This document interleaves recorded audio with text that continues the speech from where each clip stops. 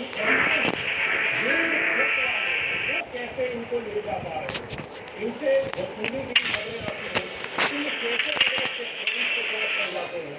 हाँ, इन मजदूरों को घर पहुंचना है और इनका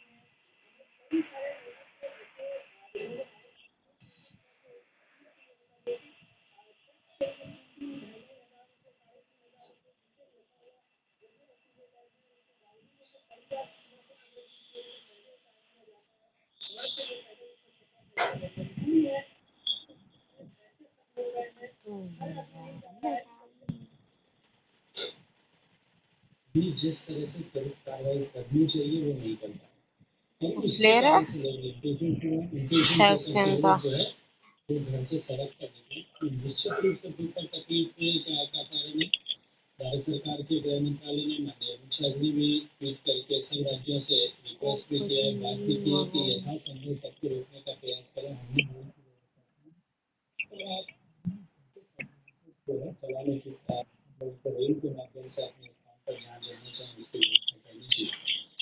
जो लोग रुके हैं उनके भोजन की व्यवस्था, उनके शेल्टर की व्यवस्था, उनके आवास की व्यवस्था पर्याप्त पैसा राज्यों को दी बहुत प्रयास बनाने में समय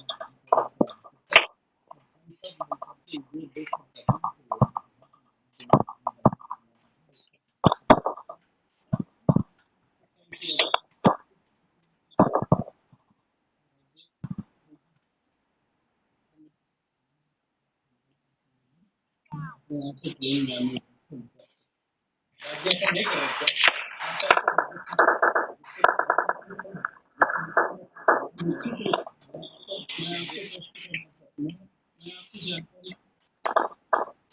जानकारी बताना चाहती हूँ कि राज्य के परिप्रेक्ष्य में उत्तर प्रदेश की सरकार ने परसों शाम को आत्मनिर्भर लगभग 400 ट्रेन से ले लिया 35 से ट्रेन आई। बिहार की सरकार ने भी खाली धीरे धीरे लेकिन अब 246 ट्रेन परसों तक ले ली थी, आज वो 300 से पार कर गए।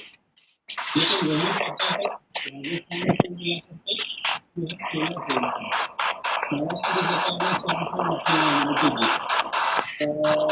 वेस्ट बंगाल की सरकार ने 6 और 7 ट्रेन की अनुमति दी। ठीक ये स्थिति झारखंड और छत्तीसगढ़। निश्चित रूप से राज्यों को दोनों राज्य जहाँ से मजदूरों का आना है और जिस जगह पे जाना है।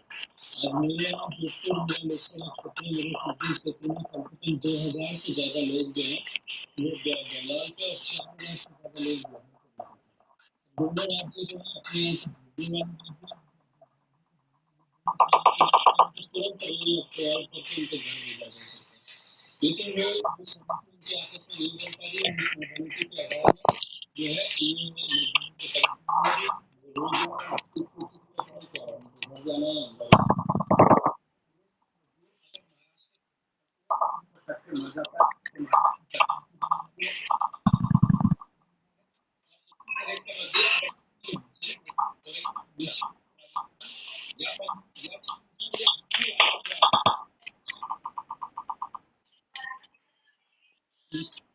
निश्चित रूप से इसकी जिम्मेदारी हम सब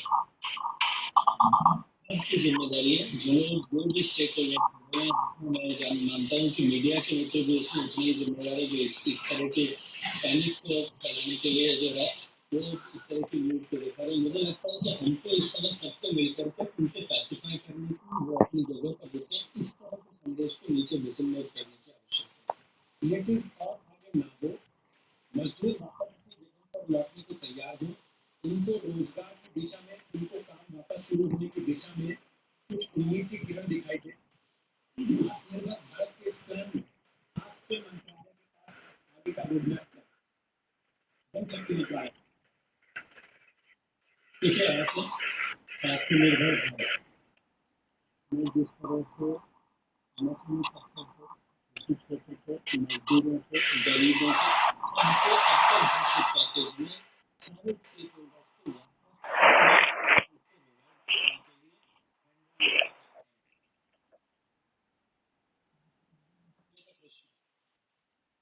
मंत्रालय के परिप्रेक्ष्य में बात करूं तो भारत सरकार माननीय प्रधानमंत्री जी के मार्गदर्शन में जो जल जीवन मिशन चला है, उस जल जीवन मिशन के माध्यम से हमने राज्यों को आग्रह किया है कि अपनी गतिविधियों को बहुत तेज करें। एक राज्य के पास में भारत सरकार को पिछले साल की दी इंस्टेंट बैलेंस चलिए वो ऐसा पैसा पड़ा है, इस दूसरी किस्त का पैसा हम करना चाहिए और वो इस तरह से सही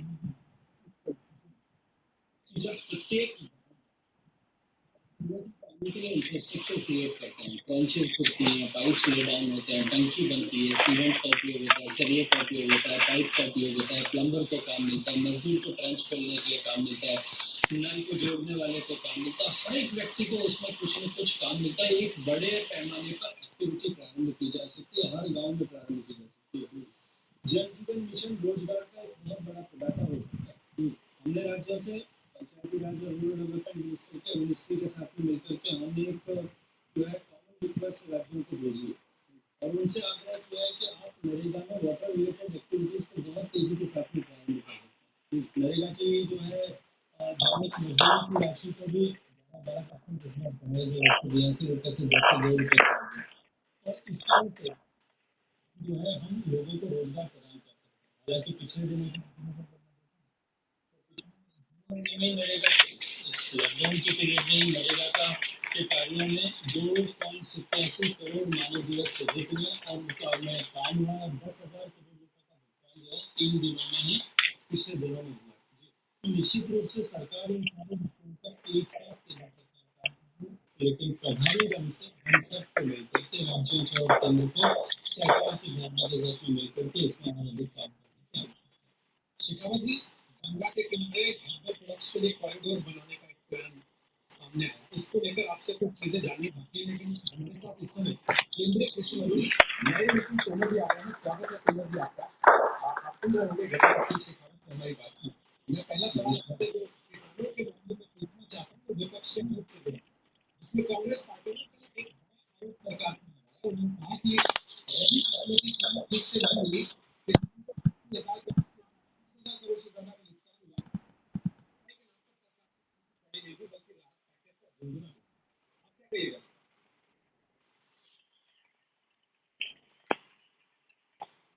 देखिए, कांग्रेस को असत्य बोलने की आदत पड़ गई है। छुटों का संकल्प कर लिया है कि बोलकर देश को गुमराह करना, उनका इलाज तो जनता पहले भी करते रही है, आने वाले कल में भी करेगी। तो माध्यम से प्रतिपक्ष को बताना चाहता हूं कि पूरे देश में गेहूं हो, धान हो, समर्थन मूल्य पर बहुत तेजी के साथ खरीद हो रही है। 275 लाख टन गेहूं खरीदा जा चुका है, 60 लाख टन धान खरीदा जा चुका है, 8 लाख टन से अधिक मात्रा में दलहन और तिलहन की खरीद हो चुकी है और मैं ये कहूँ कि अतिशयोक्ति नहीं होना चाहिए कि समर्थन मूल्य और खरीद का पैसा यह 75,000 करोड़ रुपए है। इसी प्रकार से 18,000 करोड़ रुपए पीएम किसान के अंतर्गत है। फसल बीमा योजना के अंतर्गत इसी लॉकडाउन के पीरियड में जो 6,000 करोड़ रुपए से अधिक किसान को जेब में गया है। लॉकडाउन के इस कालखंड में 1,00,000 करोड़ रुपए की तरलता किसान को प्राप्त हुई है। यह अपने आप में इतिहास है और किसान ने पूरी फसल ली है। फसल इस बार भी अच्छी आई है। फसल समर्थन मूल्य पर खरीदी जा रही है। अभी किसान को इस दृष्टि से खाद्यान्न में दलहन में कोई नुकसान की शिकायत नजर नहीं आई है और किसान ने इस अवसर पर ग्रीष्म ऋतु की जो फसलें हैं उनकी बुआई भी गत वर्ष की तुलना में इस वर्ष 45% अधिक की है। किसान खुश है। यह सच है कि लॉकडाउन के अवसर पर सारे देश को असुविधा हुई है। उसमें असुविधा का सामना किसान को भी करना पड़ा है, लेकिन किसान ने पूरी शिद्दत के साथ इस लॉकडाउन के अवसर पर कोरोना से योद्धा बनकर लड़ाई लड़ी है और उसने अपनी फसल को भी बचाया है, देश को भी बचाया है। लेकिन तोमर जी, किसान तो लड़ ही रहा अपनी जगह पर, वो तो अपना फर्ज पूरा कर रहा है। आरोप ये लग रहा है सरकार पर कि सरकार ने खाद महंगी कर दी, यूरिया महंगा कर दिया, डीजल महंगा कर दिया, जो इक्विपमेंट जीएसटी लगा दिया, इतनी ज़्यादा बढ़ गई कि उसको पैसा नहीं दे सकते, जबकि किसान पूरी ताकत लगा रहा है देश को अपने पैर पर खड़ा रखने के लिए। प्रतिपक्ष को ये समझना चाहिए कि वर्षों पहले स्वामीनाथन साहब की रिपोर्ट आई थी और उस रिकमेंडेशन में था कि किसानों की लागत का 1.5 गुना एमएसपी उन्हें मिलना चाहिए। 10 साल यूपीए के माध्यम से कांग्रेस सरकार में रही, उसने रिकमेंडेशन को नहीं माना। आज फसल का समर्थन मूल्य जो तय होता है उसकी लागत उसमें आकलित की जाती है और लागत से 1.5 गुना समर्थन मूल्य हम लोग घोषित करते हैं।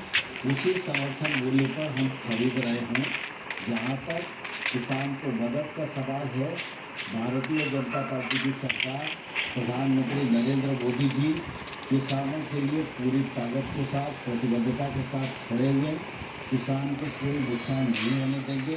कांग्रेस की सरकार के समय किसानों को के लिए कुछ भी नहीं किया गया। एमएसपी भी मुनाफेदार नहीं था। हम लोगों ने एमएसपी को 1.5 गुना किया और वही 1 वर्ष के भीतर 71,000 करोड़ रुपया पीएम किसान योजना के माध्यम से किसान की जेब में डालने का काम किया तो नरेंद्र मोदी जी की सरकार ने किया। इसमें कांग्रेस का अन्य का कोई योगदान नहीं है। इसलिए कांग्रेस को असत्य बोलकर गुमराह करने से बाज आना चाहिए। शेखावत जी, गंगा के किनारे 800 हेक्टेयर जमीन पर हर्बल प्रोडक्ट्स के लिए कॉरिडोर बनाया जाएगा। ये लोकल के लिए वोकल, आत्मनिर्भर भारत उस दिशा में रोडमैप का हिस्सा है जो सरकार ने अभी प्लान रखा। लेकिन आपके विरोधी और आम लोग भी ये पूछने लगे कि सर ये तो लंबी परियोजना है, अभी के लिए क्या?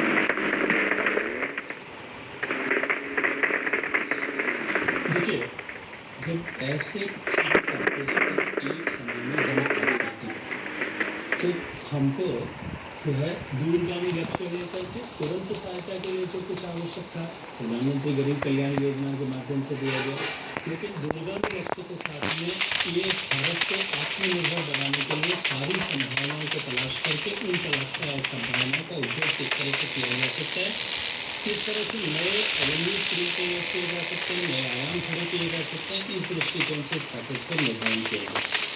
यहाँ तक जो है मेडिसिनल प्लांट की खेती की बड़ा विषय है। आज पूरी दुनिया रिलेटिव दूध बेचने के लिए प्लांट कारीगर की चीज़ों को खोज रही है। इसके अतिरिक्त भी ऐसी जड़ी बूटियों से या जो है मेडिसिनल प्लांट से एक्सट्रैक्ट निकाल करके, एरोमेटिक प्लांट से एरोमेटिक जो है एसेंस निकाल करके हम पूरी दुनिया के मार्केट में काम करने के लिए अपने किसान को और अपने छोटे एंटरप्रेन्योर्स को एक बड़ी जो है विंडो खोल सकते हैं, उनके लिए एक बड़ा अवसर खड़ा कर सकते हैं।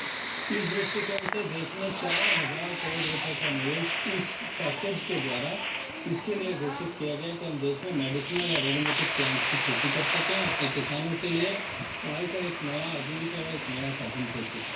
माननीय प्रधानमंत्री जी प्रारंभ से इस बात की चर्चा करते हैं कि गंगा के किनारे पर और अन्य नदियों के किनारे पर भी हमको इस तरह के हर्बल प्लांट्स की खेती करनी चाहिए, ऑर्गेनिक रूप से करनी चाहिए, ताकि नदियों का प्रदूषण भी कम हो, किसानों की आमदनी भी बढ़े और उनके आजीविका के लिए एक नए साधन खुले। हमको इस विषय को समझना पड़ेगा। कल के पैकेज को यदि आप देखें, कृषि क्षेत्र में जो पैकेज दिया गया, आज हमारे देश की, जैसा आदरणीय नरेंद्र सिंह जी अभी बता रहे थे, हम दुनिया के सबसे बड़े खाद्यान्न के उत्पादक हैं, हम दुनिया के सबसे बड़े शुगर केन के उत्पादक हैं, हम दुनिया के सबसे बड़े कॉटन के उत्पादक हैं, हम दुनिया के सबसे बड़े दूध के उत्पादक हैं, हम दुनिया के दूसरे सबसे बड़े फल और सब्जी के उत्पादक हैं। इसी की लगभग यही स्थिति मीट और पोल्ट्री के प्रोडक्ट्स में, फिशरीज के एक्सपोर्ट्स में भी। हमको इस विषय को समझना पड़ेगा कि क्यों आज हमारे किसान दबाव में। हमको यदि इसमें परिवर्तन लाना है तो दूरगामी लक्ष्य के साथ में ये जो परियोजना जो इस पैकेज के माध्यम से जो तय किया गया कि 1 लाख करोड़ रुपए का विंडो खाद्य प्रसंस्करण की फैसिलिटीज और इससे रिलेटेड इंफ्रास्ट्रक्चर। आज तक सरकार ने जो भी कुछ किया था वो किया था कि हम लघु अवधि ऋण किस तरह से किसान को दे सकते हैं, उसको तुरंत एक बार के लिए सहायता किस तरह से प्रदान कर सकते हैं, लेकिन खेती को लाभकारी सस्टेनेबल बनाना और साथ साथ में प्रधानमंत्री जी का लक्ष्य कि उसको आमदनी को दोगुना करना, इस लक्ष्य के साथ में काम करने के लिए हमको प्रसंस्करण को का जो है प्रोसेसिंग को प्रावधान देना पड़ेगा। साथ ही साथ में इसके लिए 10,000 करोड़ रुपए का कल इंसेंटिव जो एक फंड घोषित किया गया, जिसके कारण से लोकल ब्रांड ग्लोबल ब्रांड बन सकते हैं। छोटे छोटे प्रोसेसिंग यूनिट हम क्लस्टर बेस्ड अप्रोच के साथ में काम कर सकते हैं। पूरे नॉर्थ ईस्टर्न भारत में जो है वो अदरक पैदा होती है, दुनिया की बेहतरीन अदरक जो है वहाँ पैदा होती है, लेकिन उनके पास में उसकी प्रोसेसिंग कैपेसिटी नहीं है और अदरक का ट्रांसपोर्ट नहीं हो सकता, इसलिए वो महंगी पड़ती है, इसलिए उसका कोई उनको मार्केट का मूल्य नहीं मिलता। आज अदरक की जो है डिमांड पूरी दुनिया में जिले एक्सेप्ट की डिमांड है, वहाँ प्रोसेसिंग प्लांट लगा के क्लस्टर बना करके एक प्रोसेसिंग प्लांट लगाने की संभावना है। ठीक है, आज कर्क्यूमिन निकाल के पीछे पूरी दुनिया सारी दुनिया जो है सारी दुनिया इम्यूनिटी बूस्टिंग के लिए हल्दी का उपयोग करना चाहती है। विश्व की सबसे ज़्यादा कर्क्यूमिन कंटेंट वाली हल्दी जो है वो भारत के नॉर्थ ईस्टर्न प्रदेश में पैदा होती है। क्यों ना वहाँ इस तरह का एक्सट्रैक्शन प्लांट लगाया जाए और कर्क्यूमिन के कैप्सूल्स बनाने से लेकर के और ड्राई कर्क्यूमिन तक बना करके भेजा जाए।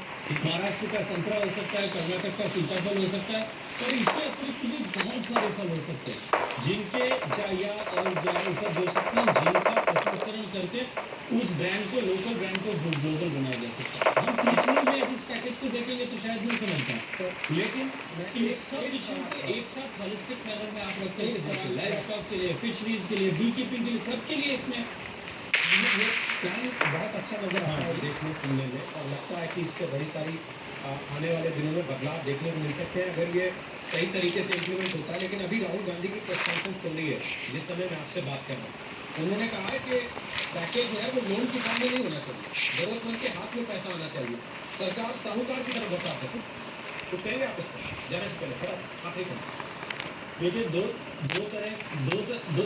दो तरह के विषय हो सकते हैं।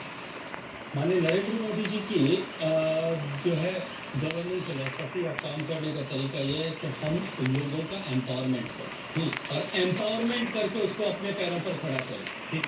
और कांग्रेस की संस्कृति और राहुल गांधी जी की संस्कृति है कि हम एंटाइटल के नाम पर, एमेंट के नाम पर रेवड़ियाँ बांटें और रेवड़ियाँ बांट करके एक बार तत्कालिक जो है वो उनसे किसी तरह की अपेक्षा करें।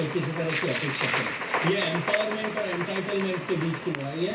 निश्चित रूप से एम्पावरमेंट करने वाले लोग जो हैं वो दूरगामी सोच के साथ राष्ट्र निर्माण के लिए काम करें। जी, जब उस दिन पर माननीय प्रधानमंत्री जी आज से 3 दिन पहले, 4 दिन पहले शाम को राष्ट्र को संबोधित करते हुए राष्ट्र में एक नई उत्साह और नई ऊर्जा का संचार कर रहे थे, राष्ट्र को एक आत्मनिर्भर भारत बनाने की दिशा में प्रेरित कर रहे थे। और उसी थीम पर मैं आपको इतिहास के पन्नों में ले जाना चाहता हूँ। जब 1918 में पैंडेमिक आया था, पूरी दुनिया त्रस्त थी, पूरी दुनिया दुखी थी, करोड़ों लोग मारे गए थे, अनुमान किया जाता है 6 करोड़ लोग मरे थे। उस समय तत्कालीन राष्ट्रपति फ्रैंकलिन रूजवेल्ट ने जो है घोषणा की थी कि अमेरिका फर्स्ट, हम अमेरिका फर्स्ट के प्रिंसिपल पर काम करेंगे, देश को नई आर्थिक महाशक्ति बनाएंगे।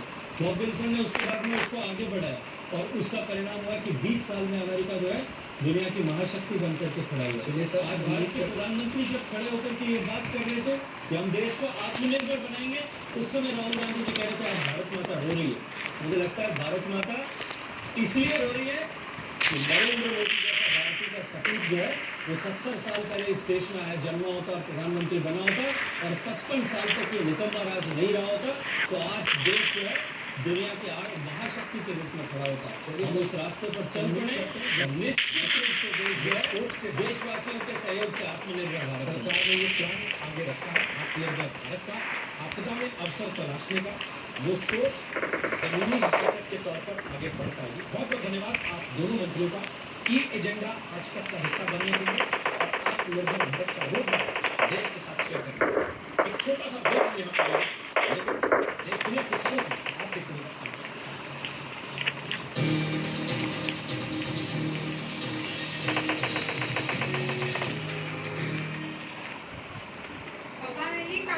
करती हूँ मैं भी ताकत की कमी इसलिए मैं आपको टीम के एक्शन और विटामिन डी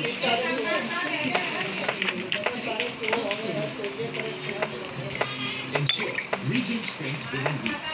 आपकी फेवरेट खाने में कुछ तो चीजें करें। कुछ चीज जो कि हर टेस्टी चीज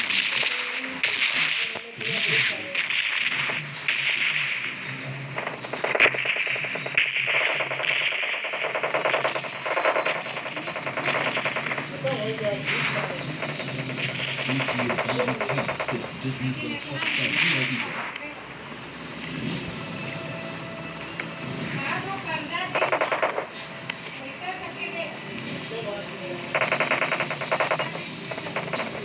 The new Mi 10 108 megapixel quad camera.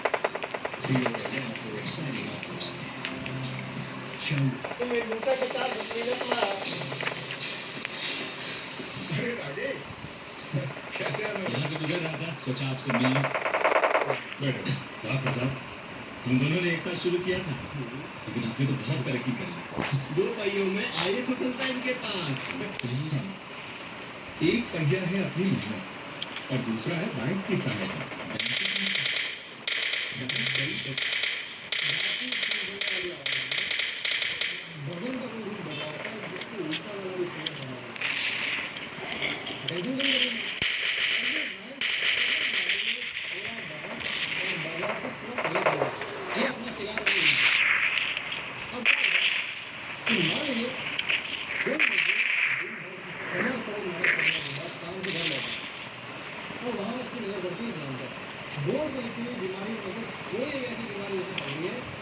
उसका इलाज करते हुए उसको चेहरे में खुशी है और वो खुशी चावल उगाना भारी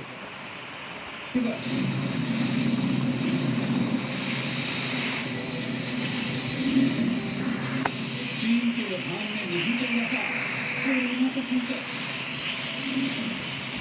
एक वायरस ने निकाला महाशक्तियों का दम। 3 सुपर पावर का वायरस वॉर। नमस्कार, मैं हूं आपके साथ में लालसा मलिक। पहली बार सुपर पावर अमेरिका इतना बेबस दिखाई दे रहा है। सैन्य ताकत की बात हो या हथियारों की या फिर परमाणु शक्ति, अमेरिका के सामने आज तक कोई टिक नहीं पाया।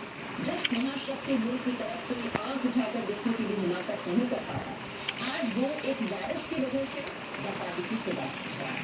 लेकिन इसके बावजूद ट्रंप लॉकडाउन खोलने की तैयारी कर रहे हैं, जिसके नतीजे खतरनाक हो सकते हैं।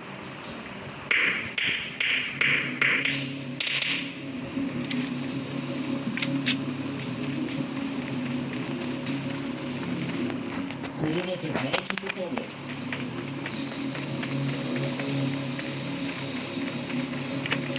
व्हाइट हाउस पहुंचा जानलेवा वायरस। लॉकडाउन खुला तो अमेरिका स्वाहा। ये तस्वीरें गवाह है कि जिस कदर कोरोना के कहर ने दुनिया की महाशक्ति अमेरिका को धोखा बदला दिया है। अमेरिकी जनता को छोड़िए, दुनिया की सबसे सुरक्षित मानी जाने वाली इमारत व्हाइट हाउस भी वायरस के वार से बच नहीं पाई। पिछले कुछ ही दिनों में व्हाइट हाउस में कोरोना के 3 मामले सामने आने से हड़कंप मच गया। व्हाइट हाउस इन दिनों राष्ट्रपति डोनाल्ड ट्रंप के राष्ट्रपति माइक पेंस के करीबी कुछ लोग कोरोना ट्रंप की बेटी इवांका के स्टाफ से जुड़ा। ट्रंप की बेटी इवांका की निजी सहयोग भी कोरोना से संक्रमित पाई गई। तो वहीं माइक पेंस की प्रेस सेक्रेटरी कैथी मुलर कोरोना से पॉजिटिव पाई गई।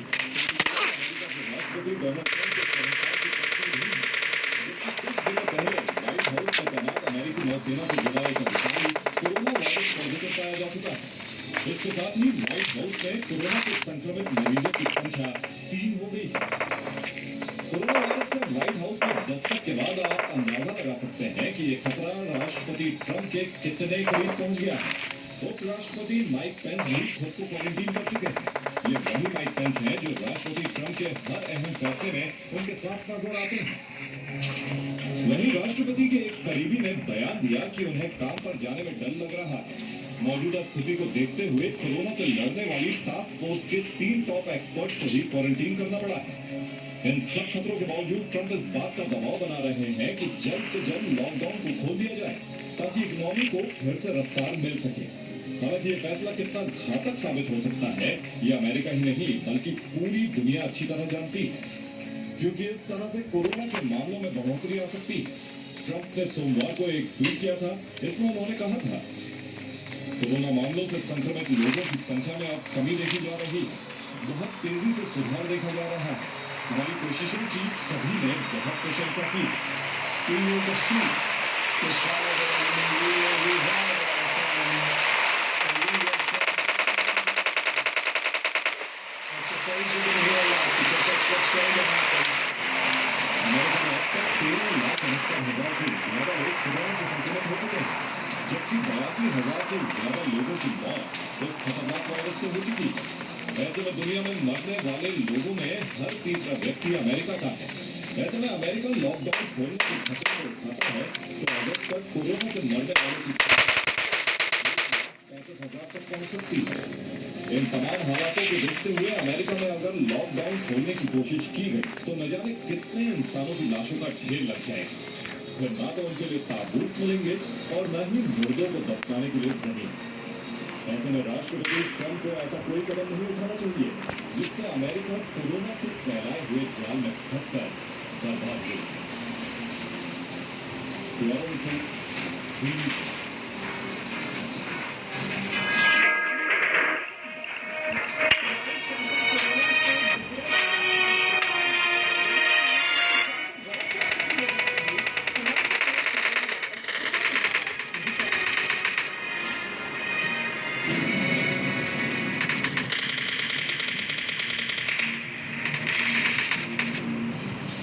न्यूयॉर्क के टाइम्स स्क्वायर की सबसे ऊंची बिल्डिंग पर लगे इस बिलबोर्ड को देखकर तो हम लोगों ने शायद आपको कुछ समझ में आया। तो इस बिलबोर्ड को नाम दिया गया है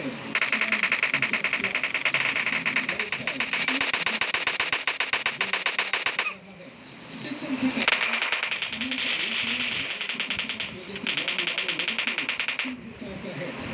हालांकि ये कोविड-19 से अमेरिका में मरने वाले लोगों की कुल तादाद से थोड़ा अलग है।